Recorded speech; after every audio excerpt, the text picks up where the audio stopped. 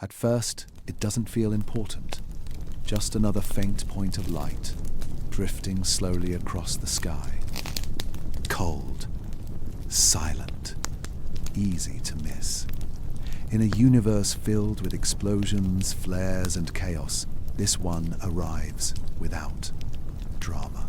No headlines, no alarms, no urgency, just a line of data, logged late at night by an automated system that never sleeps. Coordinates, speed, direction. Another object moving along the ecliptic, the flat plane where planets travel around the sun. At a glance, it looks ordinary, too ordinary. Astronomers have seen this before, thousands of times. A rock. A comet. Space debris wandering too close to our neighborhood. They tag it, label it, file it away, and for a brief moment, pum, pum, that's where the story almost ends.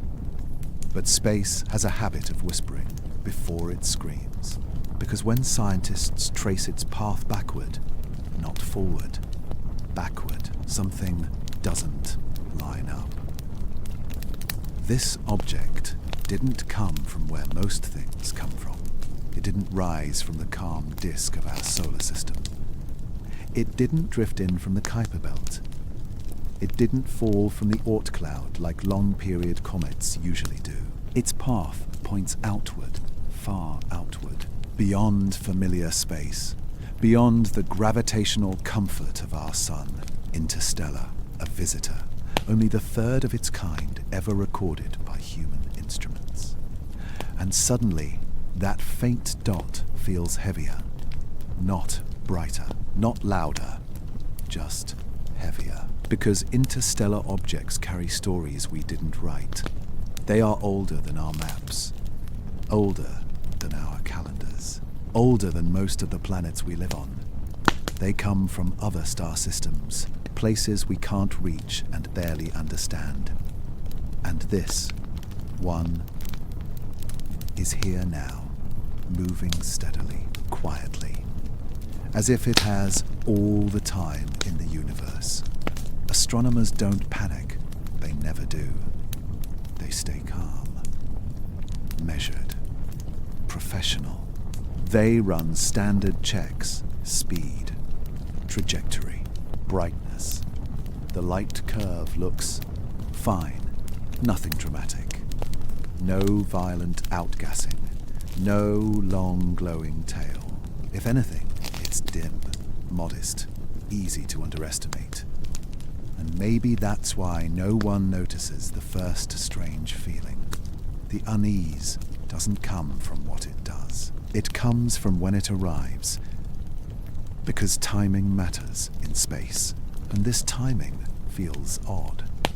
The object enters our field of view at a strange angle, not aligned with most incoming bodies. Its approach toward perihelion, the point where it will pass closest to the sun, doesn't match typical patterns. Not wrong, just uncommon, like a stranger, standing still in a crowd that's always moving. Astronomers mark it down as unusual, but not alarming. Yet behind the calm screens and clean graphs, a quiet question starts to form. Why now? Interstellar space is vast beyond imagination. Distances so large they break language.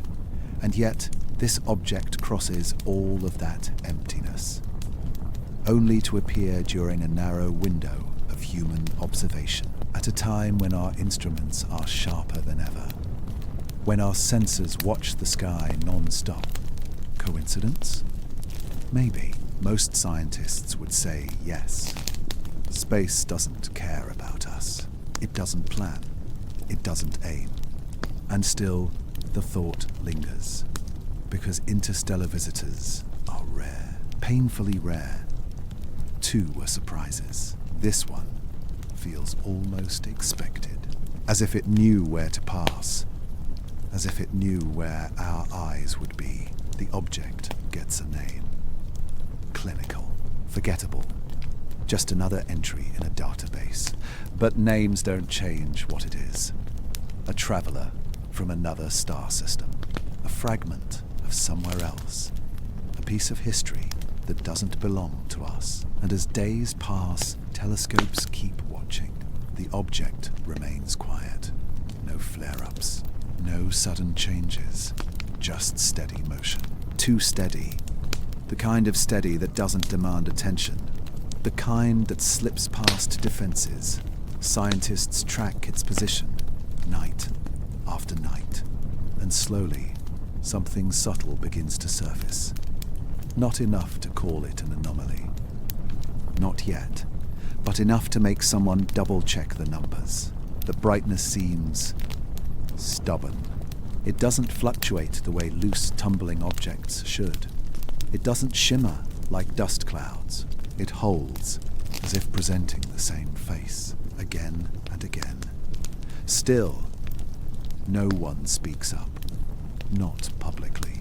Because science moves carefully. You don't shout questions into the dark without evidence. You wait. You observe.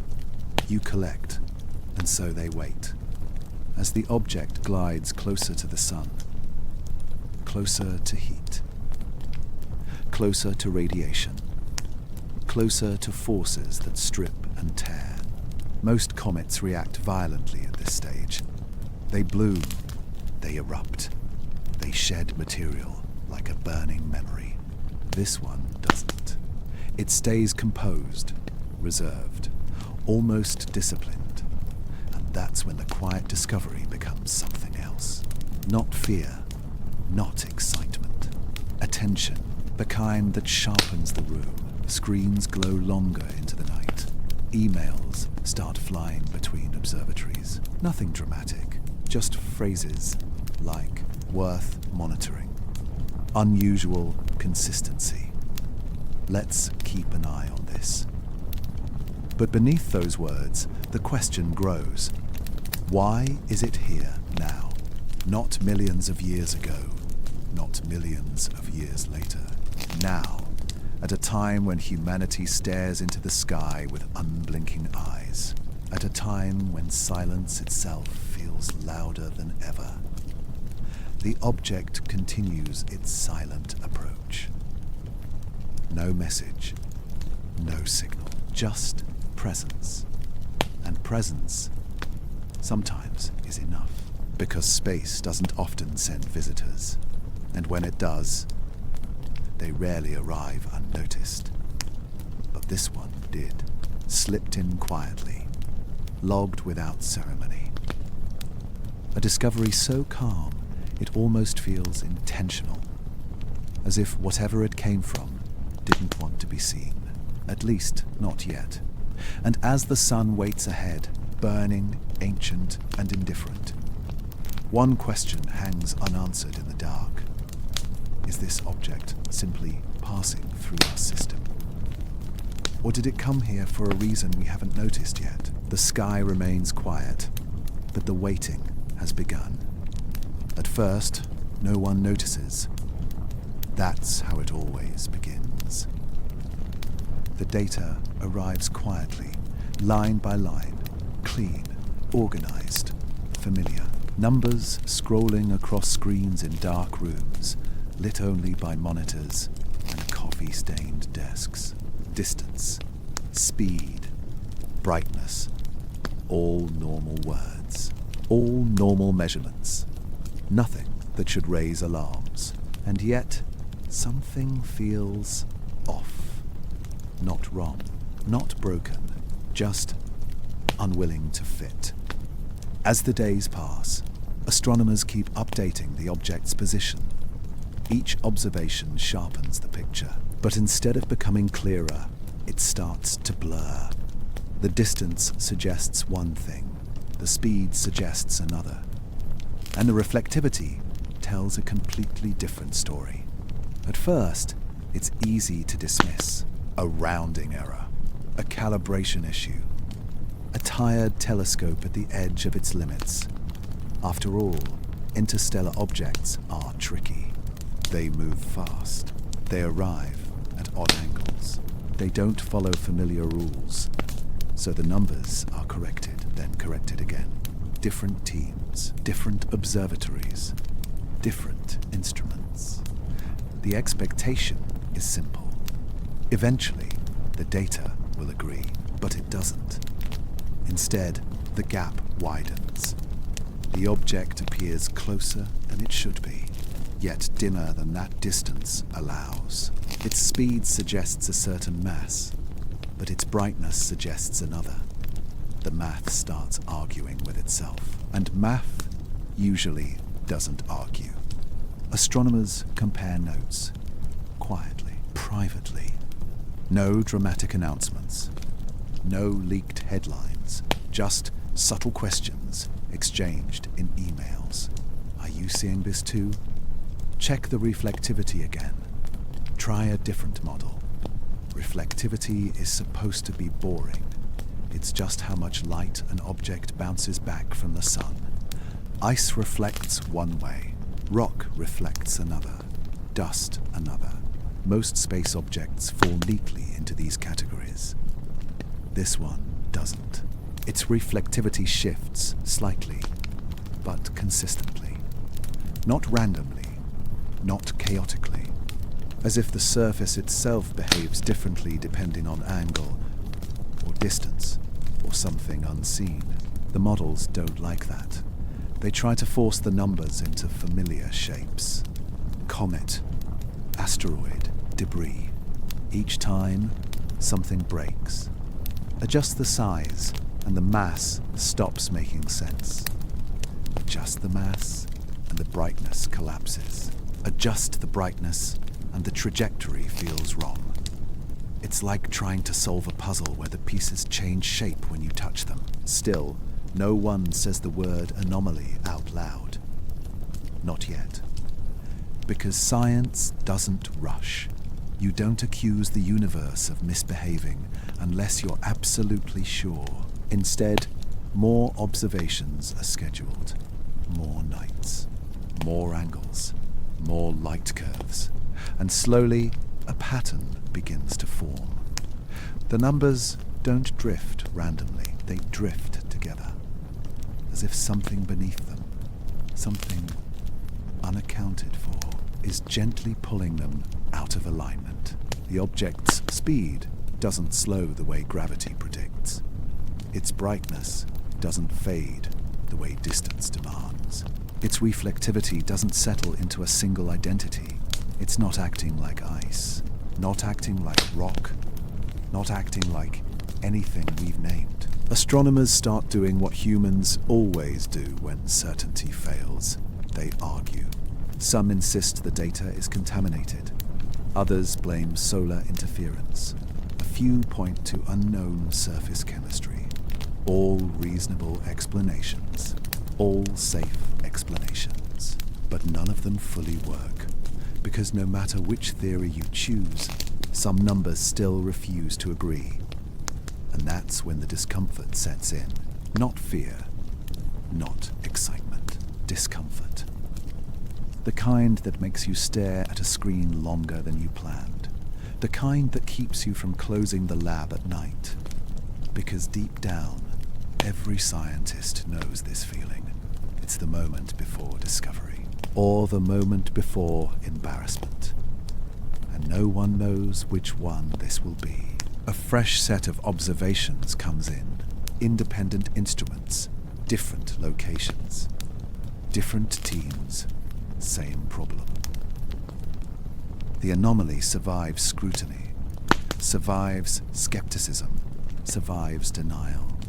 It hides inside routine data, quiet enough to ignore, loud enough to persist. The object keeps moving closer to the sun, toward heat, toward stress, toward forces that should reveal its true nature. Normally, this is when answers appear. Materials break down, surfaces change, behavior becomes obvious. But instead, the numbers grow stranger. The reflectivity increases, then stabilizes. Not smoothly, in steps, almost like thresholds, as if something changes only when certain conditions are met. No one says it out loud, but a thought forms. What if the object isn't just reacting? What if it's responding? That idea stays unspoken, locked behind professional caution and decades of training. Because responding implies agency, and agency doesn't belong in orbital mechanics. Still, the data doesn't care what we believe. It keeps arriving, cold, precise, unforgiving. And every new measurement asks the same silent question. Are we measuring it wrong? Or are we measuring something we don't yet understand? By now, internal discussions grow longer. Papers are delayed.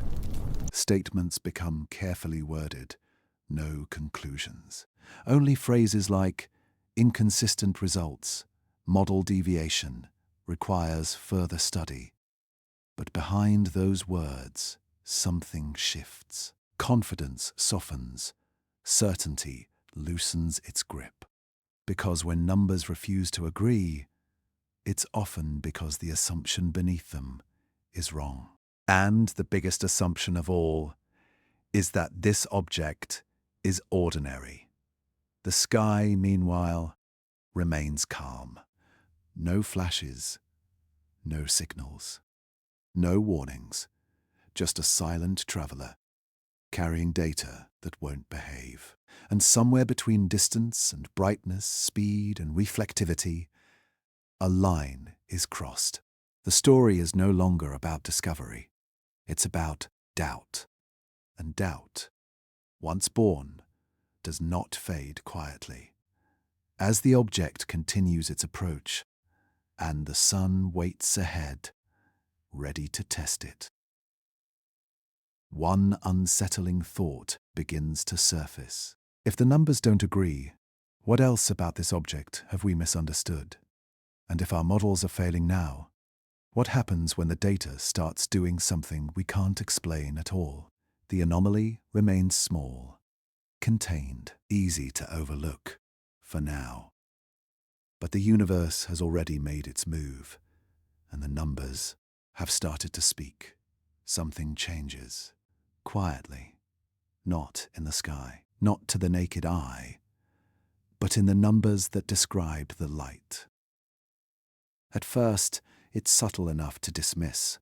A flicker, a wobble, a small rise where there should be a fall. Astronomers expect the light curve to behave a certain way as the object moves closer to perihelion. That's the rule. As distance shrinks, brightness increases, then slowly, smoothly fades. A gentle arc, predictable, comforting. This object refuses to follow it. Instead of a clean curve, the line trembles. Bright, dim, bright again. Not noise, not chaos. A pulse. At first, it looks like bad data. Cosmic rays can interfere. Atmospheric distortion can lie. Sensors can hiccup. So the readings are checked, then checked again. Different telescopes, different nights, different angles. The pulse remains. A soft, uneven rhythm in the light curve, as if the object is blinking. Not flashing wildly, blinking. The brightness rises sharply, holds, then drops. Pauses, then rises again. Too slow to be random, too steady to be error. This is not how comets behave. Comets flare as ice boils off. Asteroids spin and tumble, creating regular waves. But this is irregular, uneven, almost hesitant. Like something trying and failing to stay quiet. Scientists begin lining up the data side by side, timestamps, light intensity, solar distance. And that's when the unease deepens. The pulses aren't tied to rotation. They don't match spin rates. They don't align with outgassing events. The object isn't shedding material. It isn't forming a tail. There's no debris cloud to explain the flicker. The surface should be uniform. Dead rock doesn't hesitate. Dead ice doesn't blink. Yet the light curve keeps breaking, again and again. Some pulses are stronger than others. Some barely rise above the noise. Almost like attempts to push through the background glare of the sun. The phrase instrument artifact gets thrown around. It always does. It's the safest explanation. But artifacts don't appear in multiple systems, across continents, synchronized in time. And this one does. Observatories thousands of kilometers apart see the same pattern. Different hardware, different software, same pulse. The object is still far from perihelion. The sun hasn't begun its real test yet. And already, the light refuses to behave. That's when the word signal first enters the room. Quietly, not in papers, not in public statements, inside conversations, in long pauses during meetings, in sentences that trail off. No one claims it is a signal. That would be reckless. Instead, they ask something simpler. Could it be interpreted as one? Because signals don't need intention to be signals. They only need pattern. And this has pattern. Uneven, yes. Imperfect, but persistent. The light curve pulses again. Bright, dim, bright. As if responding to something unseen. As if the object isn't just reflecting light, but modulating it. The sun's radiation grows stronger as the distance closes. Normally, this would smooth out irregularities. Heat evens things. Stress reveals weakness. But instead, the pulses sharpen. Not smoother, sharper. The brightness peaks become more defined. The dim intervals grow quieter, like contrast being turned up. And that's when the silence becomes noticeable. No radio emissions, no obvious transmissions, just light, pure reflection, which makes it harder to dismiss and harder to explain. Because light curves are honest. They don't lie easily. They don't invent rhythm. They show what the object is doing, whether it means to or not. Some researchers try to explain it with shape, a long, thin body tumbling end over end. But the timing doesn't match. Others suggest layered materials, surfaces that heat unevenly. But the transitions are too clean, too deliberate. Nature tends to smear its edges. This doesn't smear, it switches. The object pulses again and again. And now, people are watching. Not the public, the professionals.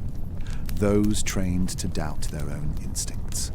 Those who know better than to trust feelings. And yet, a feeling settles in. This light curve feels strained. As if the object is under pressure. As if something is interfering with how it reflects the sun. As if it's not meant to be doing this, but can't help it. Approaching perihelion means approaching punishment, heat, radiation, gravitational stress. This is where masks come off. This is where surfaces crack and true nature is revealed. The pulses continue, still uneven, still quiet, still unexplained. A junior researcher asks a question during a late-night review. It's simple. What natural body behaves like this? No one answers, because everyone in the room knows the list. And this object isn't on it. They don't panic. They don't announce. They document. They measure. They wait. But waiting doesn't calm the mind, because if the light curve is broken, if the most basic measurement refuses to follow the rules, then what happens next? The object is still days away from its closest approach. The sun looms ahead, brighter, harsher, unforgiving. If the pulses grow stronger, if the pattern tightens, if something changes suddenly, there will be no time to debate language, only to react. For now, the sky remains quiet. No visible flash. No warning. Just a distant object, blinking softly against the dark. Bright, dim, bright again. Like a whisper, not loud enough to hear, but just loud enough to notice. And the question lingers, heavier than before. Is this light curve broken, or is it doing exactly what it was always meant to do? As perihelion draws closer, we are about to find out whether this pulse is a symptom, or a message we were never supposed to receive. By now, denial becomes work, not the loud kind, the quiet kind, the kind where you stare at a screen, knowing what you're seeing, and still hoping it's not real, because the pulse doesn't fade, it spreads. At first, only a handful of observatories notice it clearly. A flicker in brightness, a rhythm hiding inside the light curve. But science has a way of testing truth. It asks the same question from different places at the same time. So the data is shared across countries, across time zones, across continents. Different skies, different telescopes, different teams, same result. The pulse appears everywhere. Not close enough to blame shared equipment. Not similar enough to be coincidence. Synchronized. Measured down to the second. The light rises, pauses, falls, then repeats again and again. This is the moment when routine observation quietly ends and something else begins. Because random noise doesn't coordinate itself across the planet. Noise doesn't wait for other instruments to agree. Noise doesn't keep time. Yet this pulse does. It appears when expected, disappears when expected, returns right on schedule. No one celebrates, no one smiles. The room feels heavier now. Emails become shorter, meetings become longer. Because confirmation is not comfort. Confirmation is responsibility. Someone overlays the data from 3 observatories, then 5, then 12. The lines stack on top of each other, nearly perfect. A shared heartbeat, not strong, not loud, but undeniable. The object isn't just flickering, it's pulsing. And it's doing so in a way that ignores geography, weather, and human error. The question shifts. It's no longer, is this real? It's, what could cause this? The first instinct is external forces. Solar wind. Magnetic interaction. Beyond the skies, films from faster. Radiation pressure. All tested, all modeled, none fit. Solar wind fluctuates constantly. This pulse does not. Magnetic effects vary with position. This pulse does not. Radiation creates chaos. This creates rhythm. The source isn't the sun. That much becomes clear. So attention turns inward to the object itself. Could it be rotating? They calculate. No, The timing doesn't match any stable rotation period. Could it be tumbling? They simulate. No, the pattern is too consistent. Could it be shedding material? Spectral data says no. There's no cloud, no plume, no tail, nothing escaping, nothing breaking apart. The object remains intact while the pulse continues. A few scientists begin to feel it, that quiet dread. Not fear, recognition. Because patterns are rare in nature, especially clean ones. Nature prefers mess, turbulence, decay, irregularity. But this pulse is disciplined, as if constrained, as if governed. And once that thought enters the room, it never fully leaves. The phrase, "not random," appears in internal notes. Carefully worded, undramatic, but heavy, because randomness is the shield science hides behind. Randomness means safety. Randomness means no intent. This pulse refuses to wear that mask. A junior analyst runs a timing analysis, just to rule it out. The results come back, unsettling. The pulse interval remains steady even as the object's distance changes, even as solar intensity increases, even as viewing angles shift. Most natural processes stretch or compress under stress. This one doesn't. It holds its rhythm, like a metronome floating through space. That's when conversations change tone, still professional, still cautious, but quieter. Because no one wants to be the first to say the wrong thing. Someone finally asks the question that's been hovering in the silence. If it's not noise, and it's not the sun, then what's driving it? No one answers, because every safe answer has already failed. The pulse continues. Bright, dim, bright. Never strong enough to announce itself loudly. Never weak enough to disappear. Almost as if it knows it's being watched. Almost as if it doesn't care. Publicly, nothing changes. Press releases stay vague. Words like ongoing analysis and unusual variation are used. Nothing alarming, nothing dramatic. But inside observatories, attention locks in, schedules shift, more time is allocated. Because if this pulse grows, or changes, or stops suddenly, that moment will matter, and they don't want to miss it. The idea of a synchronized pattern without a source is deeply unsettling, because it breaks a rule people don't talk about. The rule that says the universe doesn't coordinate. It just reacts. Stars burn, planets spin, objects fall. They don't keep time together. They don't whisper in rhythm. Yet this object is doing exactly that. Still, no one says artificial. Not yet. That word is radioactive. It doesn't belong in early analysis. It invites headlines, panic, misunderstanding. So instead they use safer language.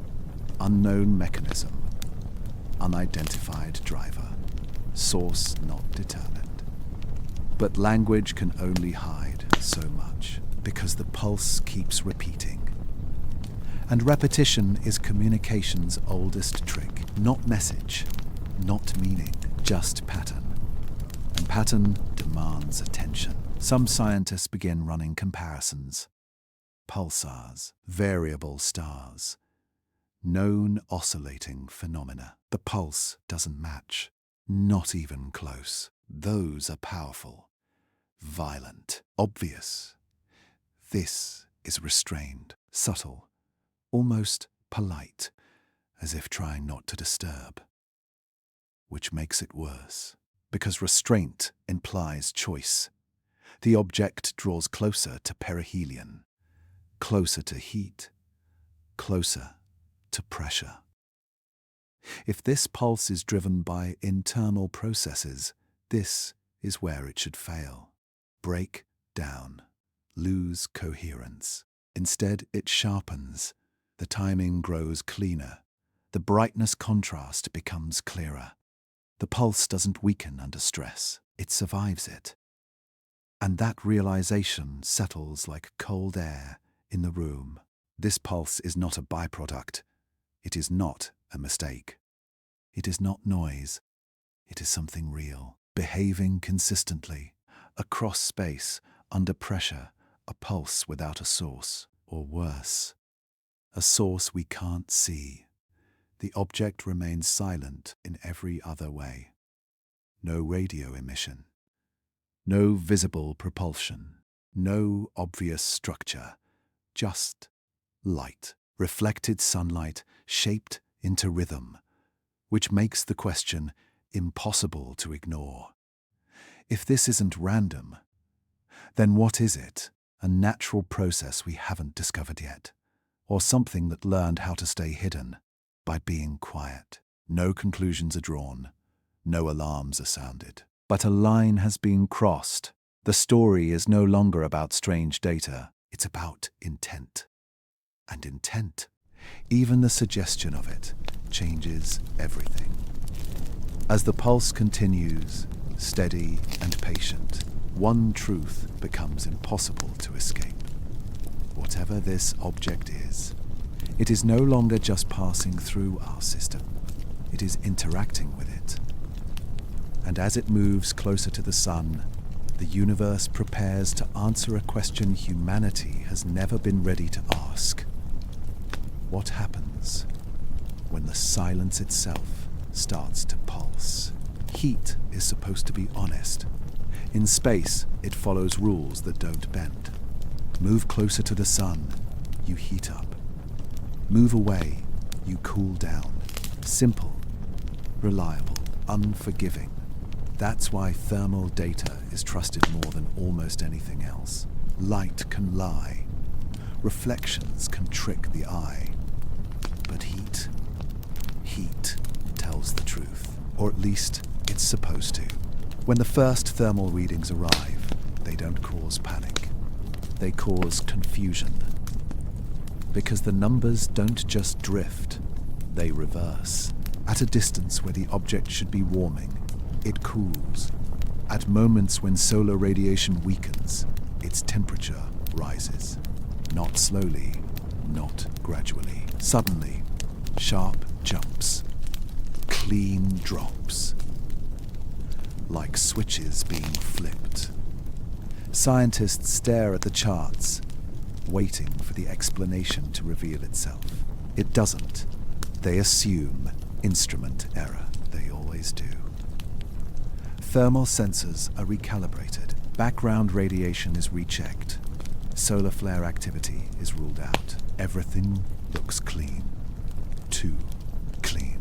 Independent teams pull data from different satellites.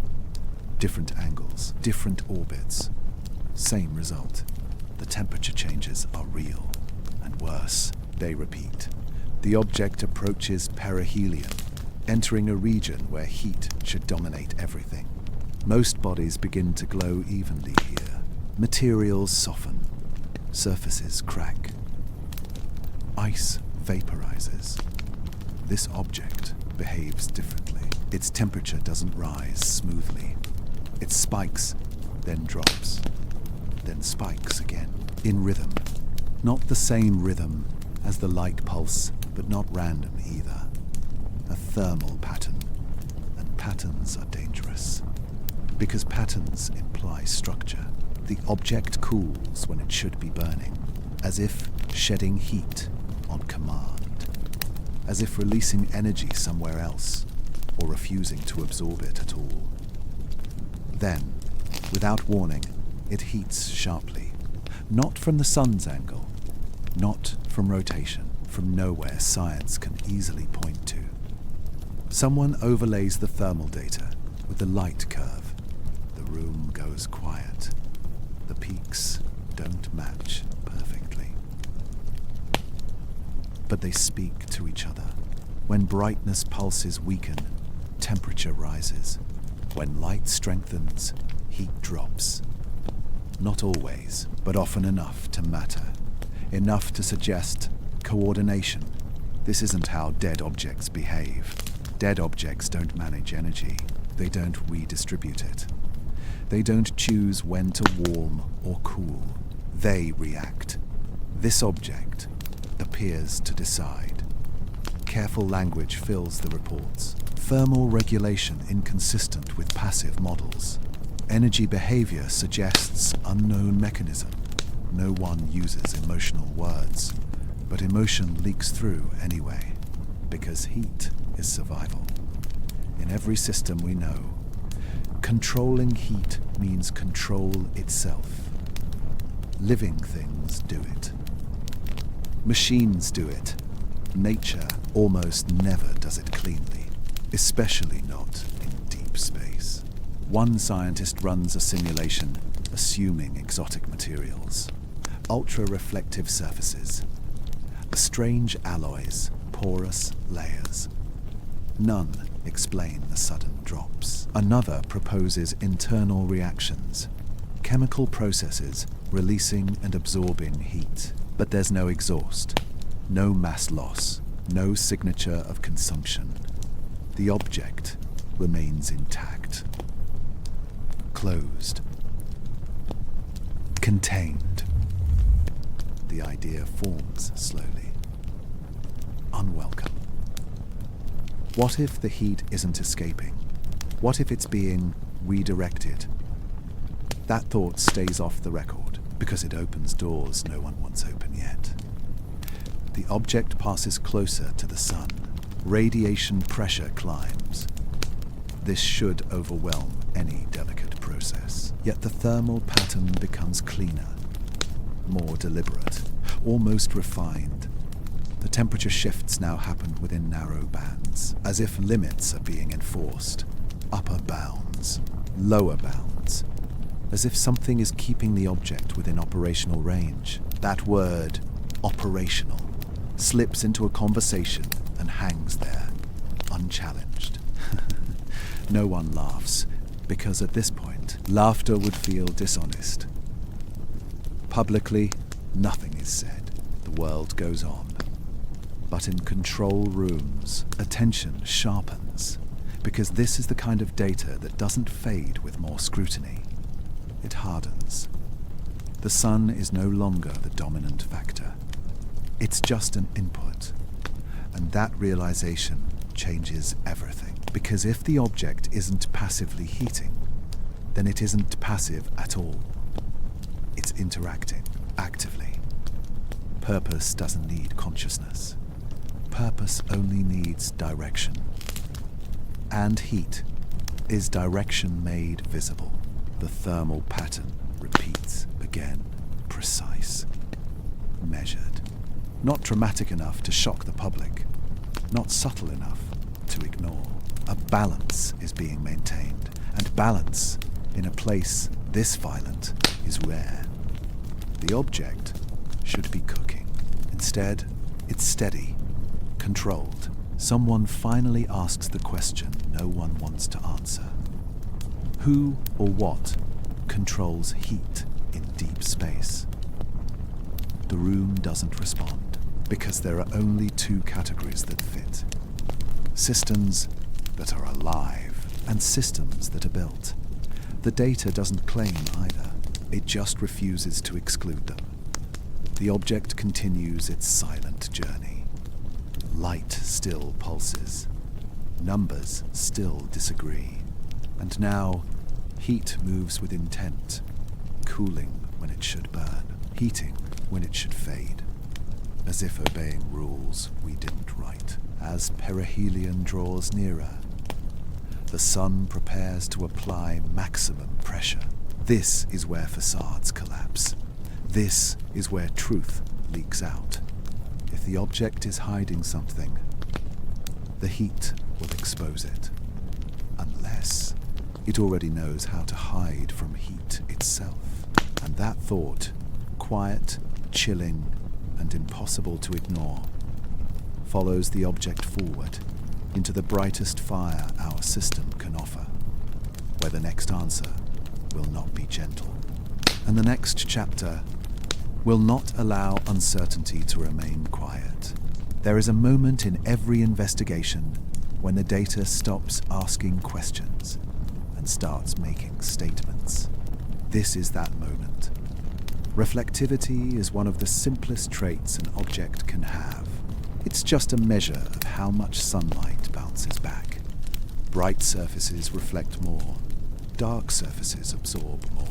In nature, changes happen slowly. Dust settles. Ice melts.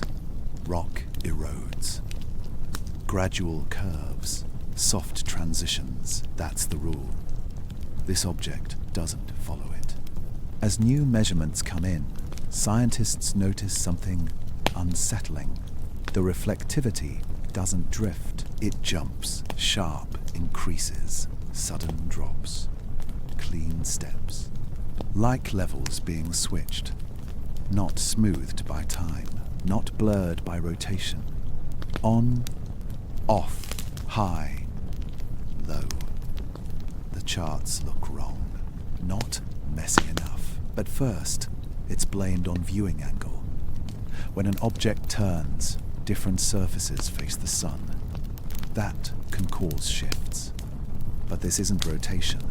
The timing doesn't match. The steps happen too suddenly and too consistently, as if the surface itself is changing state. One value, then another. No transition between. Someone zooms out on the timeline. The room grows quiet. The reflectivity steps align with other events. With temperature shifts. With changes in the light pulse. Not perfectly, but close enough to feel intentional. That word again. Intentional. No one wants it. No one says it. Yet it keeps finding its way back into the room. Because reflectivity doesn't just change by accident, especially not like this. Different materials reflect light differently. Ice, metal, stone. But a single surface doesn't normally behave like many materials at once, unless something is altering it, adjusting it, tuning it. The object approaches closer to the sun. Radiation increases. Most surfaces degrade under this stress. They crack, they darken, they lose structure. This one adapts. When solar intensity rises, reflectivity increases, as if pushing light away. When intensity falls, reflectivity drops, as if absorbing again. The surface appears to be managing exposure. That realization lands hard, because managing exposure is not passive behavior, it's strategy. Someone runs a comparison with known natural processes. Phase changes in ice, sublimation layers, thermal fracturing. None explain the precision. Nature bleeds between states. This doesn't bleed. It snaps, like a mechanism clicking into place. A switch. The word finally appears in a private note, not spoken aloud, just typed. Artificial. No exclamation point, no emphasis. Just the word. It's enough. Because artificial is not an accusation, it's a category. And once introduced, it doesn't leave easily. Artificial doesn't mean alien intelligence. It doesn't mean purpose or message. It simply means built, designed, shaped by something other than chance. That's what makes it uncomfortable. Because reflectivity control is basic engineering, we do it. With satellites, with heat shields, with solar panels. We change how surfaces interact with light to survive space.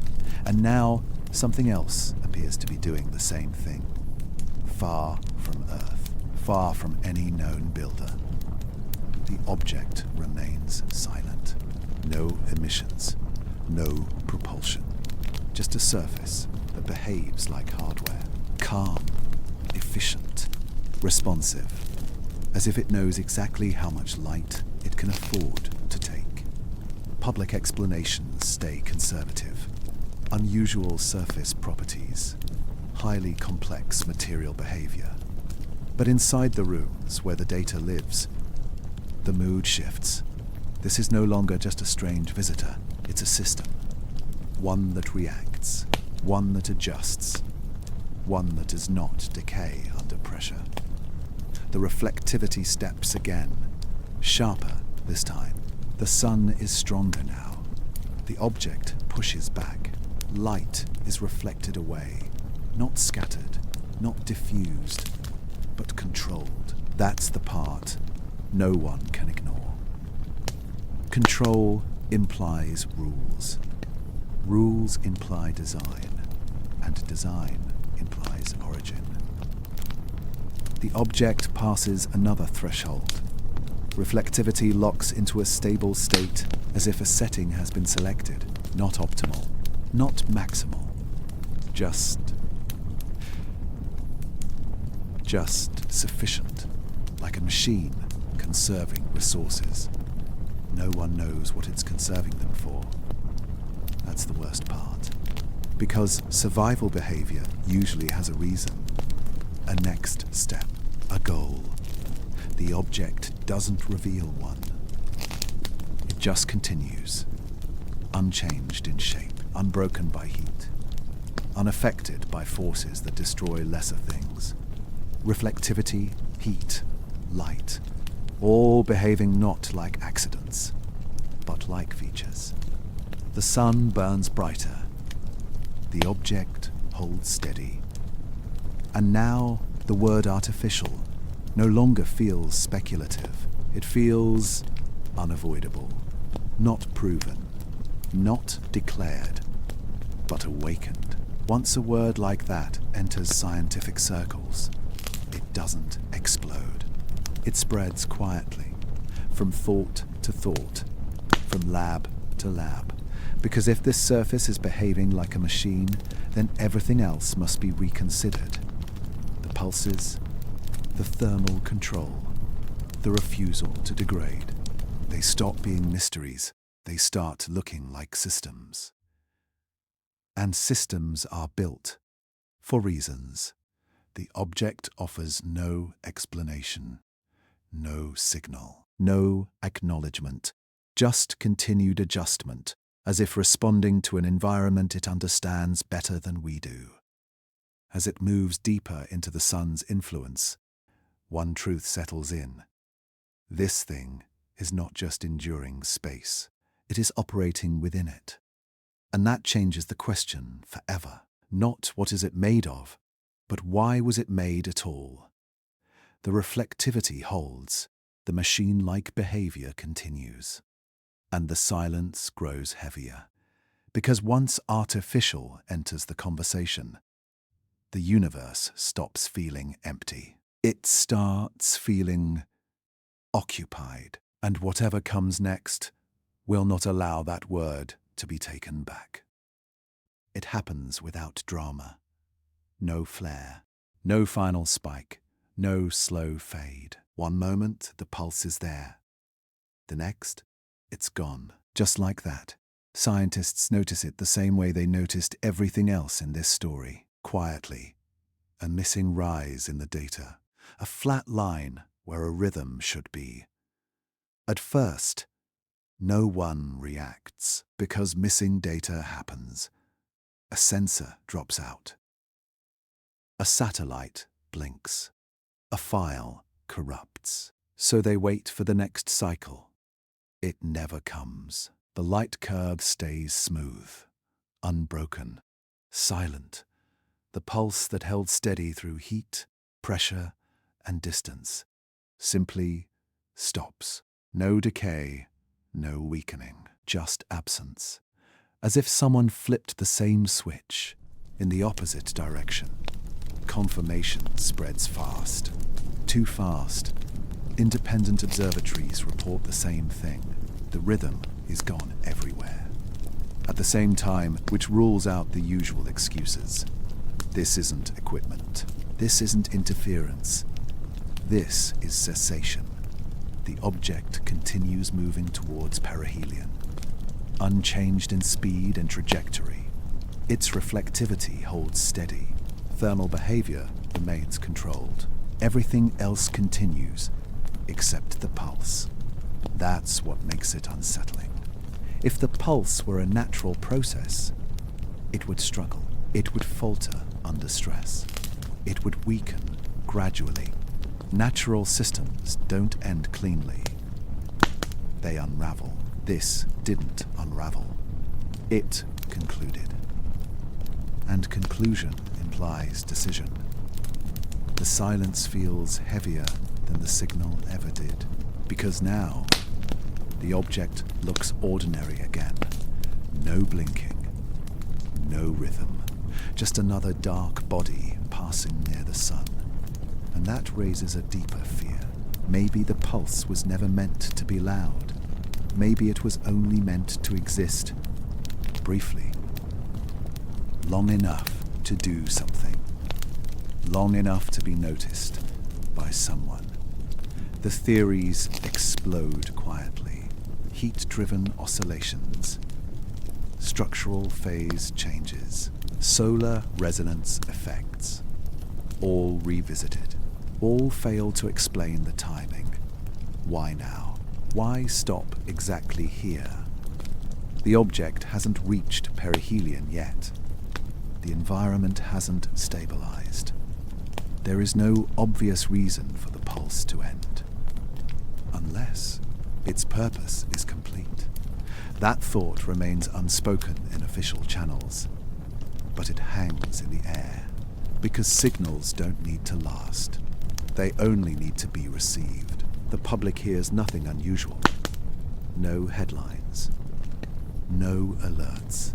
But within the scientific community, attention tightens. This is the most dangerous phase of discovery. The phase where something stops giving data. Because absence forces interpretation. And interpretation is where imagination creeps in. Some suggest the pulse was a reaction, not a message, a response to early solar exposure. But that doesn't explain the precision. Others suggest internal resources were depleted, but nothing else degrades. The system remains stable. If this were a machine, it didn't run out of power. It chose to stop. The object continues its silent approach. Smooth, controlled, almost indifferent, as if nothing important just happened.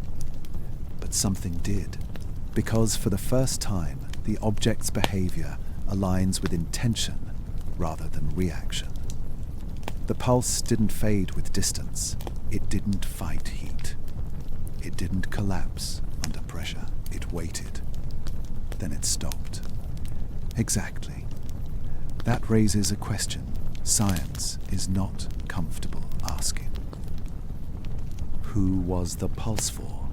Us, or something else entirely? If it were for us, it was barely visible. Too subtle, too quiet. But if it were meant for another observer, one with better instruments, one positioned somewhere else, then this brief pulse might have been enough. A ping, a check-in, a confirmation, and once completed, silence would be the safest state, because silence hides. The object remains silent now. No new anomalies, no new pulses, just clean data. And that's when fear shifts into something colder. Because now, we don't know what phase we're in. Was the pulse a beginning or an ending? Was it an announcement? Or a goodbye? The object doesn't answer. It never did. It simply moves forward, carrying its secrets intact. And as perihelion approaches, the sun prepares to deliver its final test. If this object was signaling, The sun may expose why. If it was only reacting, the sun may tear it apart. Either way, the next moment will not be quiet, because silence after a signal is not peace. It is aftermath, and whatever the pulse was meant to do, it has already done it, leaving us behind, staring at empty data, wondering if we were ever the audience at all. The object continues, unchanged, unbothered, as if it has finished speaking, and the most unsettling thought settles in.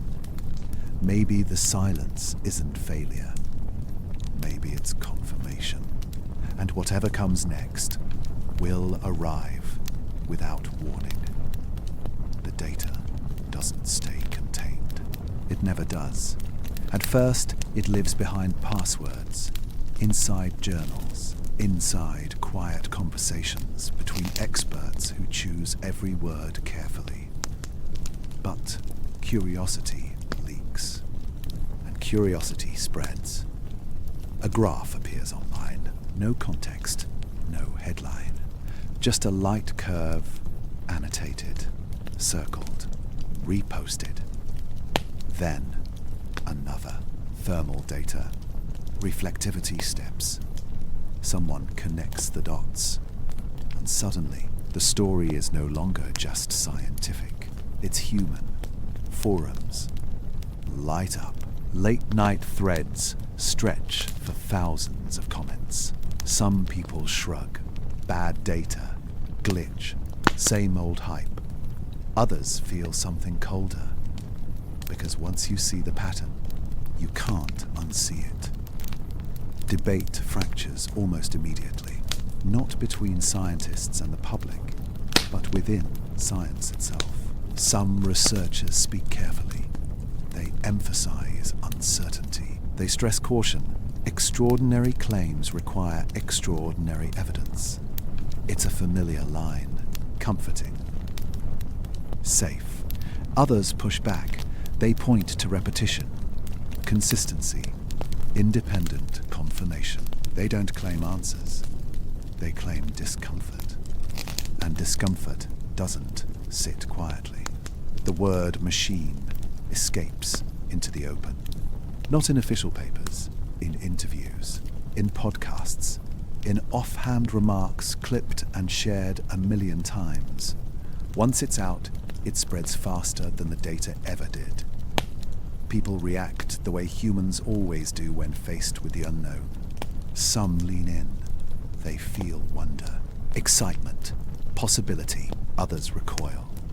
They demand normal explanations. They need this to fit inside old boxes. Because if it doesn't, those boxes might collapse. News outlets pick sides without realizing it.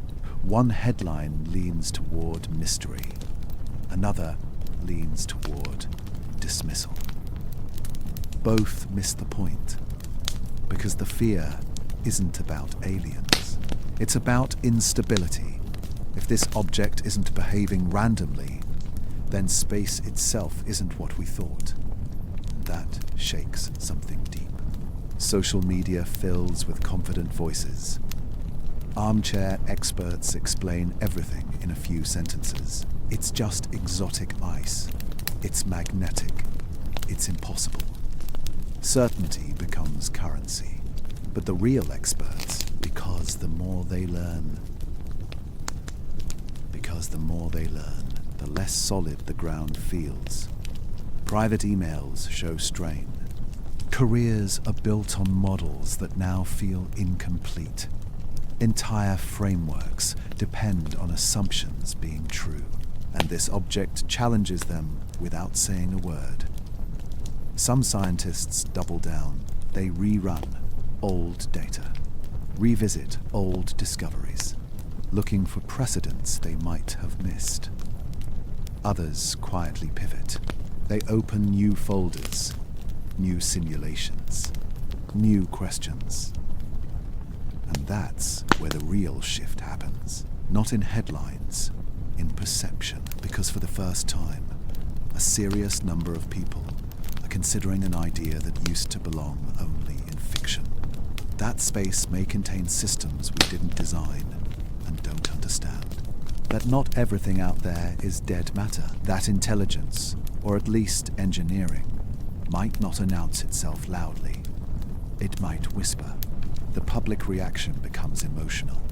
Some feel small, others feel watched. A few feel inspired. Art appears almost overnight. Videos, music, stories, all circling the same theme. What if we're not alone? In a way we never expected, fear grows quietly. Not panic, not hysteria. A slow unease. The kind that settles in the background of daily life. Because if perception shifts, certainty goes with it. And certainty is comfort. Governments issue statements that say nothing. We are monitoring the situation. We see no threat. The words are meant to calm. They don't. Because people sense the truth behind them. No one knows what this object is. And worse, no one knows what it might represent. Some believe the object is ancient, a relic, a probe long dead. Others believe it's active, watching, listening. Most reject both. They cling to natural explanations, not because they are stronger, but because they are safer. The debate becomes less about data and more about belief. About what kind of universe we are willing to accept. A quiet universe where we are alone. Or a structured one where something else builds, observes, passes through. And that's the fracture. Because once the question is asked, there is no neutral position. Even denial is a choice. Inside observatories, the mood shifts again. This is no longer just discovery. It's impact. How this is framed, how it's discussed, how it's remembered, will shape how humanity looks up for decades. The object continues its journey, silent, unbothered by arguments it cannot hear. It does not confirm. It does not deny. It simply exists, and that is enough. Because existence, when unexplained, becomes a mirror. People project fear, hope, arrogance, wonder. The object reflects it all, without changing. And beneath every argument, every theory, every dismissal, one shared truth emerges. Our perception of space is shifting. Not suddenly, not violently, but permanently, because the universe has shown us something it doesn't owe us an explanation for. And now, we must decide how to live with that uncertainty. As the object nears its closest approach to the sun, the debate grows louder, but answers grow quieter, and one unsettling realization binds both sides together. Whether this object is a machine or a misunderstood natural pattern, it has already done something irreversible. It has changed the way we look at the dark, and once perception shifts, the universe never looks the same again. The next chapter will not be about belief. It will be about consequence. Because the sun is about to test the object in ways no argument can soften. And whatever survives that test will survive our denial too. This is the moment everything is supposed to fall apart. Perihelion, the closest approach to the sun, the point where space stops being gentle and starts to punish. For most objects, this is the breaking point. Ice boils, rock fractures, dust tears free and blooms into glowing tails that stretch for millions of kilometers. The sun strips visitors down to their truth. That's the rule. Everyone waits for it, Scientists, skeptics, believers. All eyes turn toward the same place in the sky, because whatever this object is, perihelion will expose it. The heat ramps up. Radiation intensifies. Solar pressure climbs to levels that destroy weaker bodies without mercy. The object enters the fire, and nothing happens. No flare, no plume, no sudden brightening, just passage. The object moves through perihelion like it's crossing a line drawn in chalk, unaffected, untouched, alive in the data, but unchanged in form. Hours pass, then days. Telescopes search for signs of damage. A tail forming late. A fracture line. A cloud of escaping material. There is none. The light curve stays stable. The thermal readings remain controlled. Reflectivity holds steady. The object does not shed mass. It does not crack. It does not scream under pressure. It survives. And survival here is not normal. Comets are born to die this way. Asteroids weaken. Even dense metallic bodies show stress. This one shows nothing. As if stellar fire is irrelevant to it. As if the sun failed its test. Scientists begin checking assumptions. Maybe perihelion distance was miscalculated. No. Maybe the object passed farther out than expected. It didn't. Maybe the sun was unusually calm. It wasn't. Solar activity is within normal range, strong enough to tear volatile bodies apart. Yet this object behaves like it's insulated, shielded, prepared. The silence in control rooms deepens. This was supposed to be the end of uncertainty. Instead, it sharpens it, because endurance under extreme conditions is not random. It's engineered. Nature creates resilience, but rarely without cost. There is always loss, always damage, always evidence. Here, there is none. The object exits perihelion the same way it entered.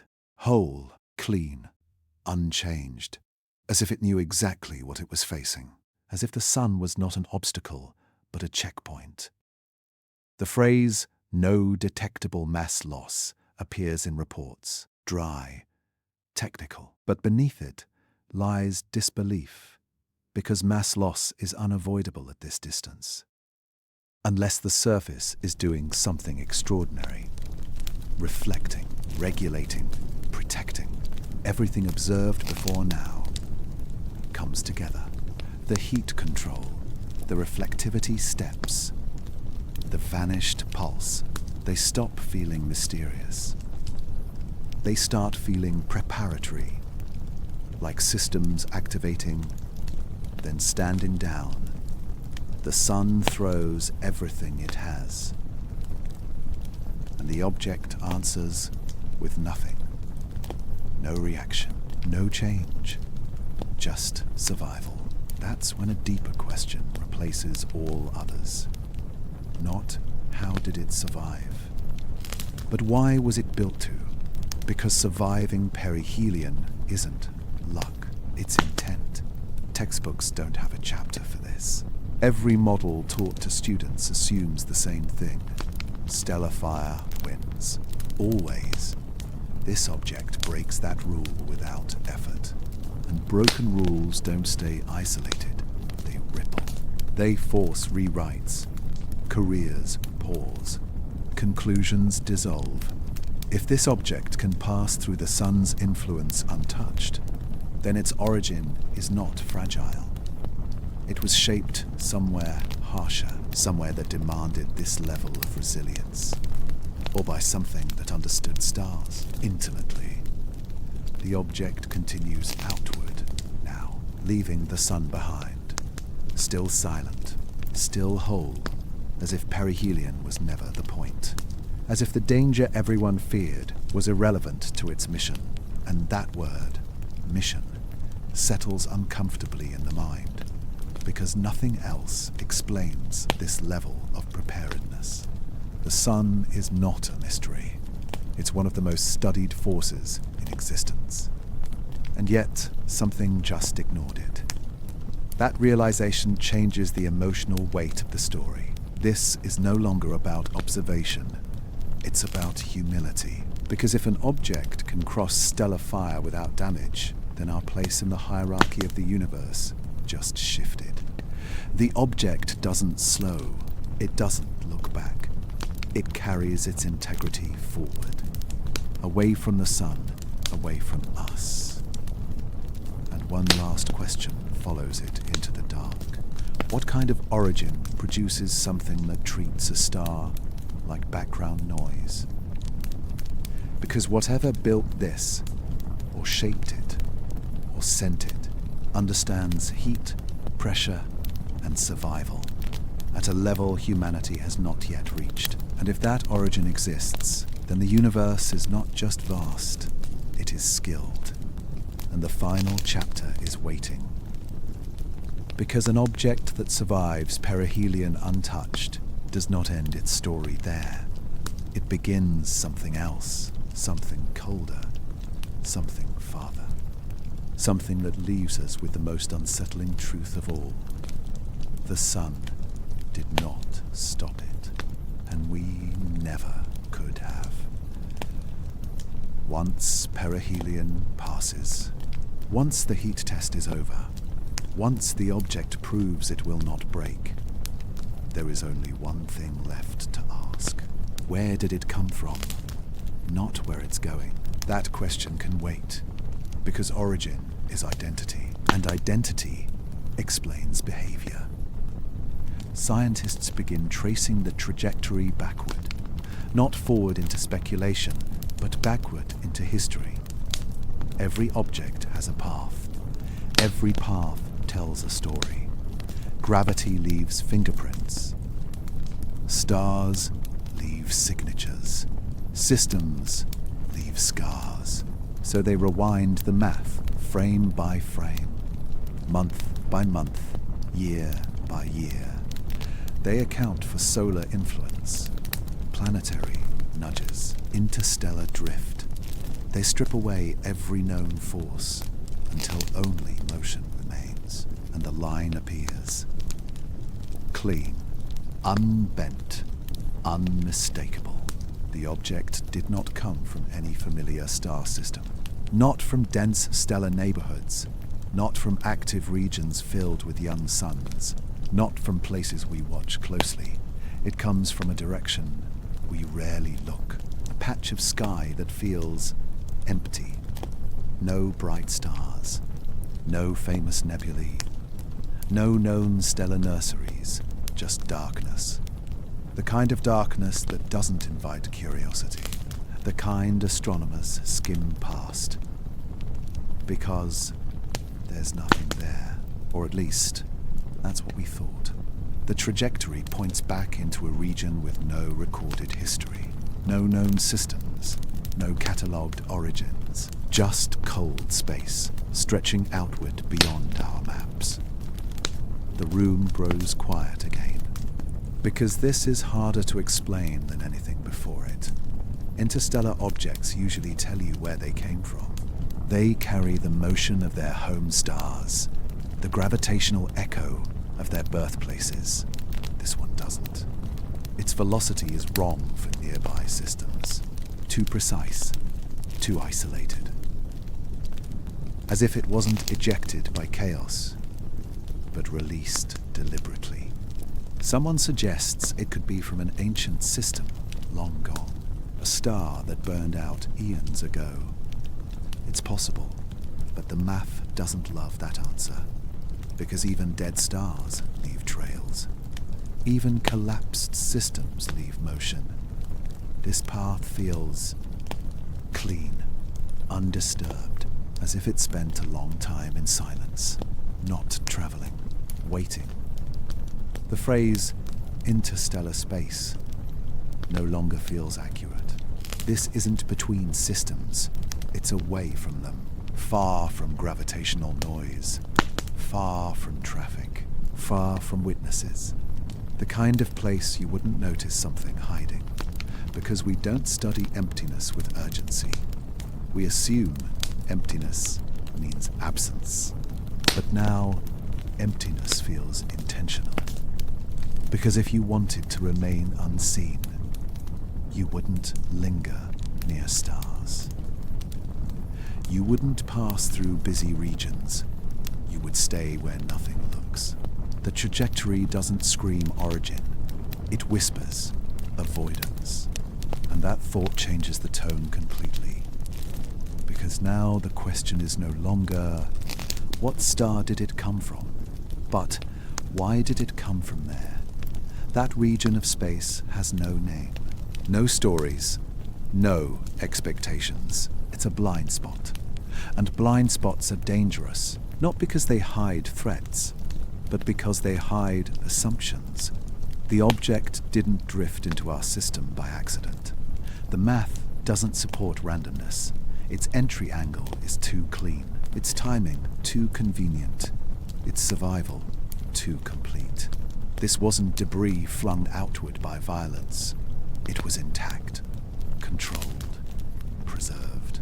And now, knowing where it came from, its silence feels different. Before, silence felt passive. Now, it feels strategic. The object didn't announce itself. It didn't arrive loudly. It didn't originate from a place that would draw attention. It came from nowhere, or from a place we treat as nowhere. And that distinction matters, because nowhere is where things go when they don't want to be found. Scientists hesitate to say this publicly, not because it's impossible, but because it reframes the entire event. If the object came from hiding, then its appearance here is not random. It is a choice. The timing returns to the conversation. Why now? Why this era of observation? Why this angle? Why this silence? The trajectory doesn't answer. It only points back into darkness, back into absence, back into a place where nothing should be. And yet, something was. The object continues moving away now, carrying its origin with it. We can't follow it back. Not physically, only with questions. And those questions feel heavier than ever. Because space didn't send us a visitor from a known place. It sent us something from the gaps, from the margins, from the places we don't look, because we assume there's nothing there to see. That assumption is gone. The universe just taught us a lesson without words.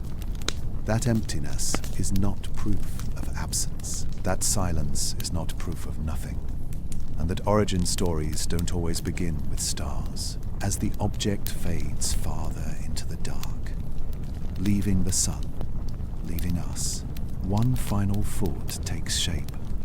If this thing came from hiding, then hiding may be common. And if hiding is common, then the universe is not quiet.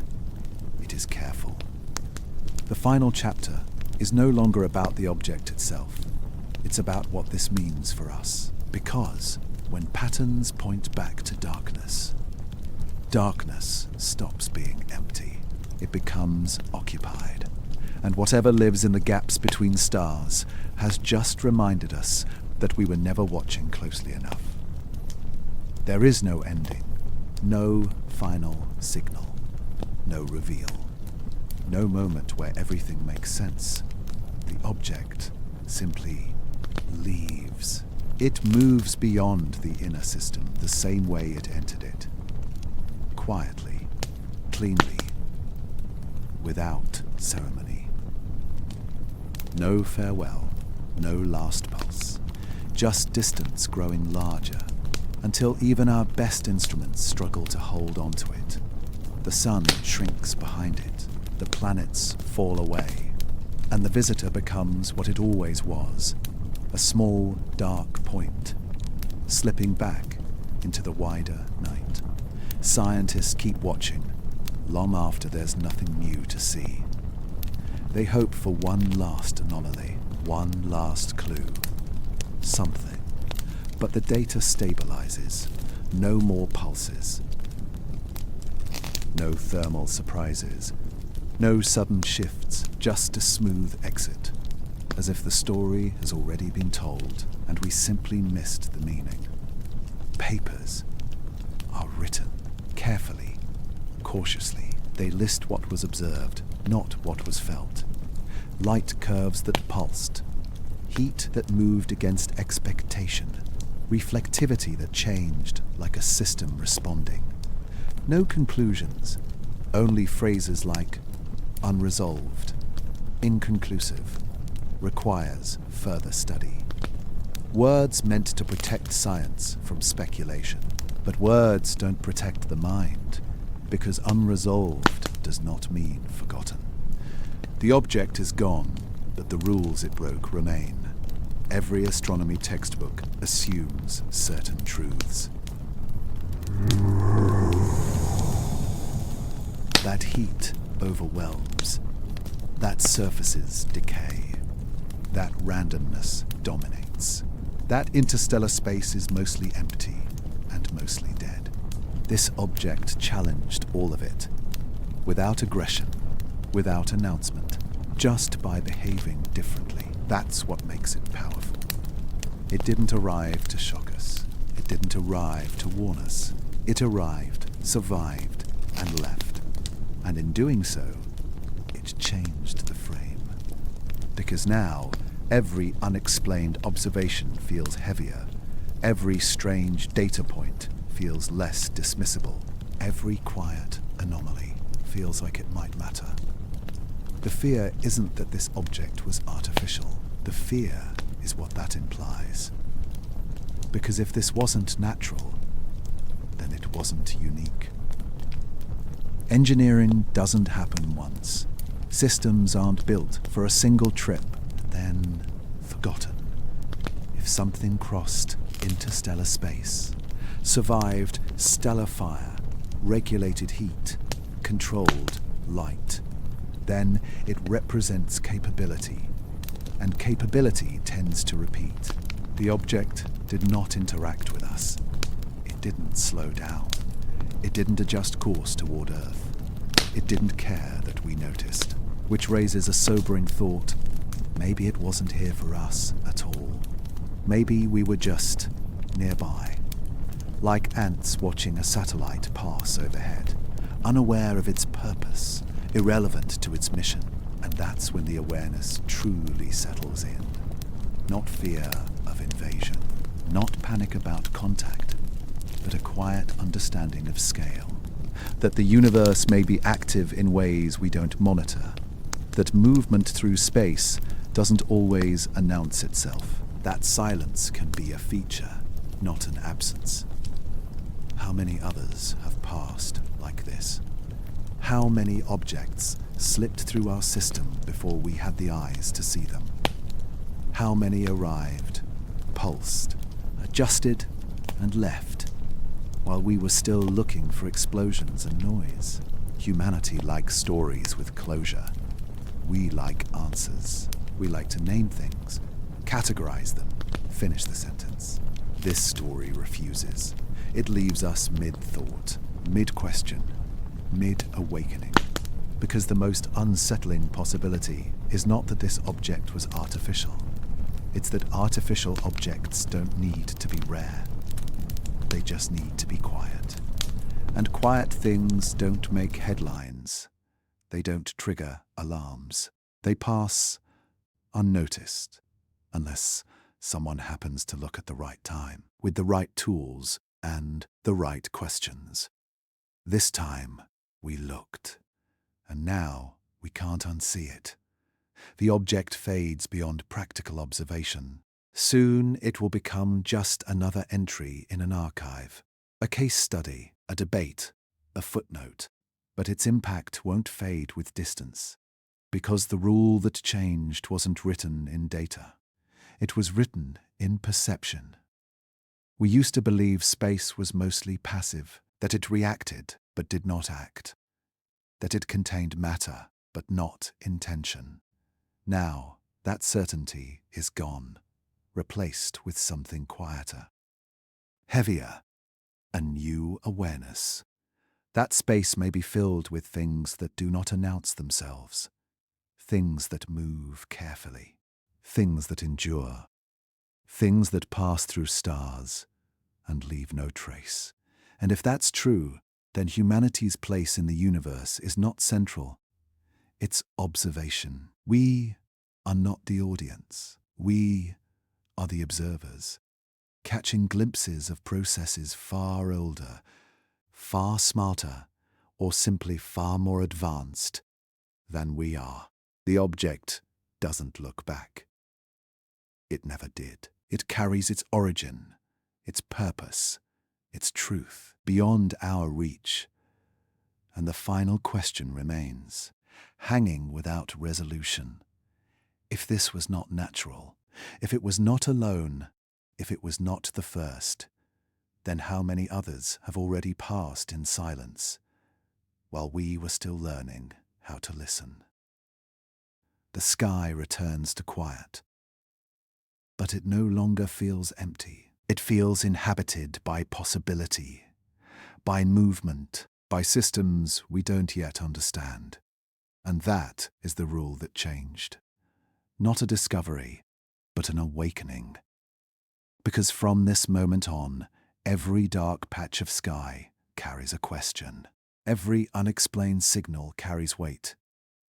And every silence feels like it might be watching back.